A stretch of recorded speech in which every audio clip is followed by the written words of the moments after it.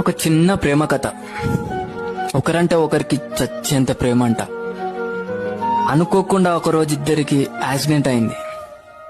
ఎవరూ లేని సమయం. అటువైపు వచ్చిన ఒక పెద్దాయన, నేను ఒక్కరిని మాత్రమే కాపాడగలను, నాతో ఎవరొస్తారని అడిగాడంట. అప్పుడు ఆ అమ్మాయి అరక్షణం కూడా ఆలోచించకుండా నేను వస్తా పదా అని వెళ్ళిపోయిందంట. అబ్బాయి చనిపోయాడు. పైకెళ్లి దేవుడితో దీనంగా ఇలా అడిగాడంట, ఒకరంటే ఒకరికి చచ్చేంత ప్రేమ నా గురించి అరక్షణం ఆలోచించకుండా అలా ఎలా వెళ్ళిపోయింది అని అడిగాడంట. అప్పుడు ఆ దేవుడు అన్నాడంట, నే పంపించిన పెద్దాయన కూడా అమ్మాయిని ఇలానే అడిగాడంట. అప్పుడు తాను ఇలా అనిందంట, నేను చనిపోతే వాడు జీవితాంతం ఏడుస్తూ నరకం చూస్తాడు, నాకు అది తెలుసు.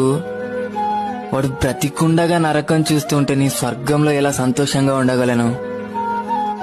అందుకే ఆ నరకంని తీసుకొని స్వర్గాన్ని వానికి ఇవ్వాలనుకున్నా అనిందంట.